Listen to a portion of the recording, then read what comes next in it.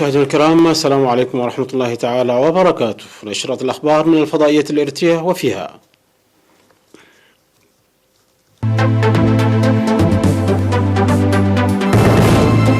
10 إصابات بفيروس كورونا اليوم.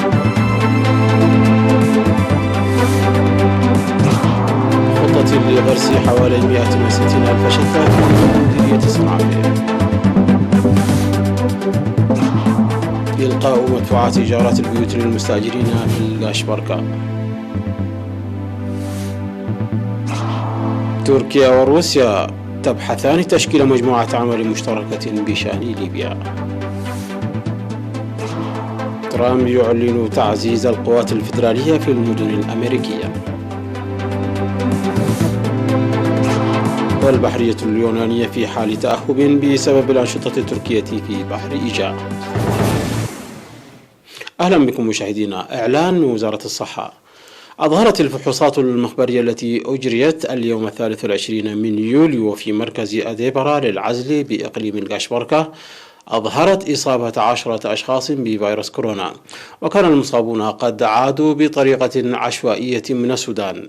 في غضون ذلك شفي 34 مواطنا من مرض كورونا كانوا يتلقون الرعاية الصحية في مستشفيات إقليم القاشبركة وسرحوا إلى منازلهم. هذا وبلغت الإصابات بفيروس كورونا في البلاد حتى الآن 261 إصابة، شفي منهم 189 مريض، ولا يزال 72 مريضا يتلقون الرعاية الصحية في المستشفيات. وزارة الصحة 23 من يوليو 2020.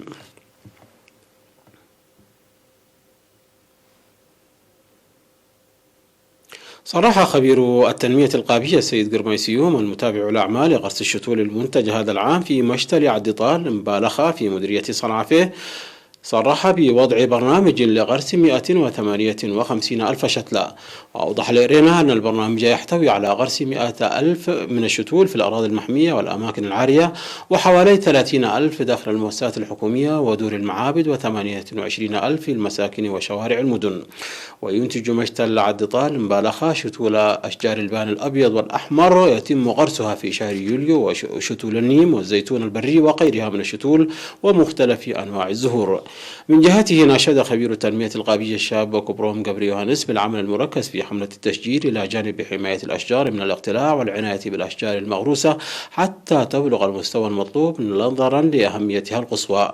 بدوره أوضح المدير التنفيذي لمركز الشتول السيد تادسيتا والدي برهان غرس 150 ألف شتلة سنويا بواسطة المواطنين وحملة العمل الطلابي الصيفي في شهري يوليو وأغسطس، إلا أنها لم تنمو بالمستوى المطلوب نتيجة عدم وجود العناية الجيدة والحراسة اللازمة، مشيرا إلى العمل المنسق وأن تقوم إدارة المديرية وفروع وزارة الزراعة بالقيام بدراسات مسبقة فيما يتعلق بمناطق الغرس وحمايتها قبل غرس الشتول. هذا ويقدم مشتل عدطال مبالخة الذي يعمل فيه 15 عاملا و3 خبراء أكثر من 150 ألف شتلة سنويا ل 22 ضاحية لضمان متطلبات الشتول.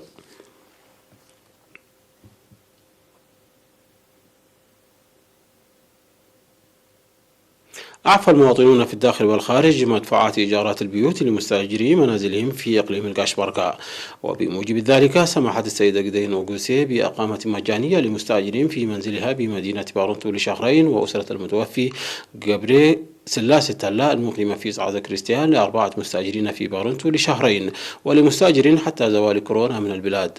ومواطن فضل عدم ذكر اسمه ل5 مستأجرين لشهرين، والسيد كداني والدنكيل مع زوجته في بارنتو لمستأجري مؤسستين لشهرين، وفي تكومبيا لمؤسستين ل8 أشهر، والسيد جابر هيلي لمستأجر لشهرين، والسيد جبر مسقل برخة آب لمستأجر لشهرين، والسيدة قرقيش برهاني لمستأجر لشهرين، والسيدة زبدي أبرهة لمستأجرين ل3 أشهر.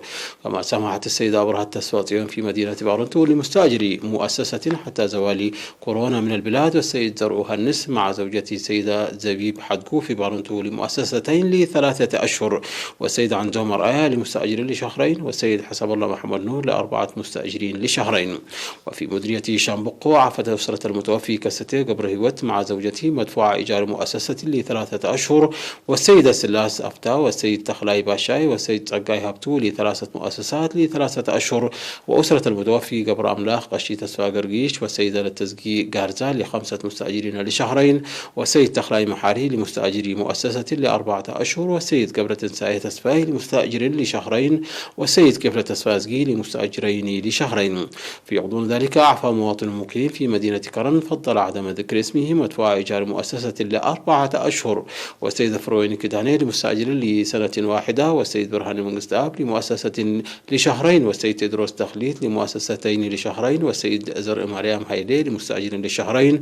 ومواطن فضل عدم ذكر اسمه مقيم في أسمرة لمستأجرين لشهرين، والسيد كداني ولدي سلاسي المقيم في مصوع، والسيد دحناي قبرية تنسائي في شامبقو لمؤسستين لشهرين.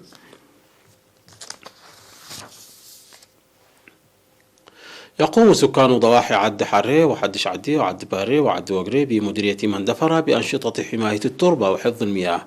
وأوضح مسؤول التنمية الاقتصادية في المديرية السيد ماكري تسفا ميكيل أن الهدف من النفير الحد من مخاطر السيول وإصلاح الأراضي المنجرفة. وذكر خبير حماية التربة والمياه السيد مكنن في السهاية المشرف على العمل تنفيذ أعمال بناء المدرجات والحواجز المائية والتشجير. وأكد السكان بدورهم أن العمل الذي يقومون به يسهم في استقرار التربة.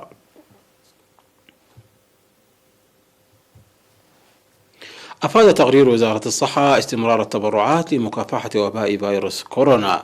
وذكر التقرير تبرع روضة قدس يوسف ب 6144 نافة، ومتجر قلوري للأدوات الكهربائية 5000 نافة، وروضة قدس كبريل 4821 نافة، وروضة أورسليني 3494 نافة، والدكاكين الصغيرة في هند أفراس 3400 نافة، وجمعية قدوس ميكيل دنبا سحرتي المقيمين في أسمرة 3000 نافة، وجمعية رئيس عدي المقيمين في كرن 3000 نافة، وجمعية أبونا رقاوي بارنتو 3000 نقفة، وجمعية كنيسة برهان ألم قدس دنقل مريم عدي مسودو 2000 نقفة، وجمعية قدوس أمانيل ملازاناي المقيمين في كرن 2000 نقفة، ومزرعة عند برهان مباية للدواجن بعد قنبلو 2000 نقفة، وكل من جمعية أمانيل ملازاناي المقيمين في تكومبيا، وجمعية ماي هيوت بعلز قهير أسمرة، ومتاجر أفورقي ملاخي للأغمشة، وذهب تسفول للأغمشة، ورقات مسكانها للأحذية، وقبر أملاخ خبت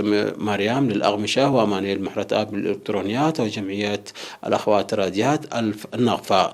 من جهة ثانية، واصل الإريتريون المقيمون في السويد التبرعات التي بدأوها بمناسبة 20 من يونيو يوم الشهداء، وتبرعوا ب 17760 كرونر. والإريتريون في ستوكهولم الذين قاموا برحلة سير على الأقدام من شار هولم وحتى هوسبي تبرعوا ب 8400 كرونر.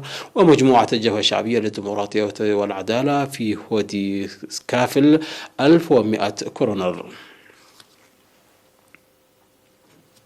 مشاهدينا، نشرتنا تتواصل من الفضائية الإريترية، لكن بعد فاصل قصير فابقوا معنا.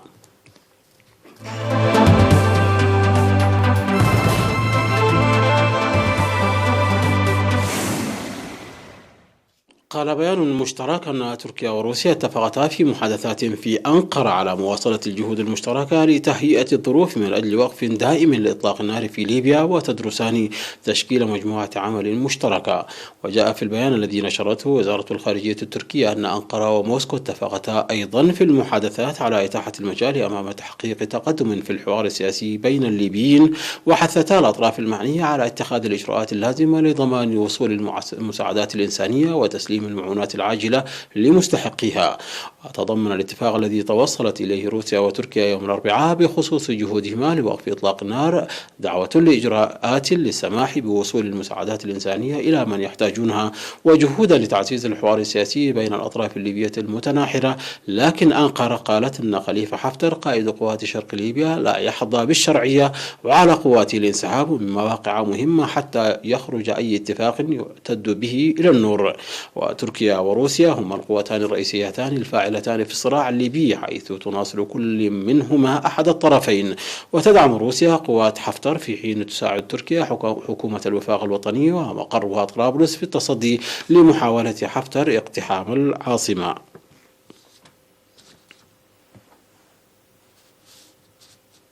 مشاهدينا، انتهت النشرة. شكرا على حسن المتابعة. تحية لكم أينما كنتم. إلى اللقاء.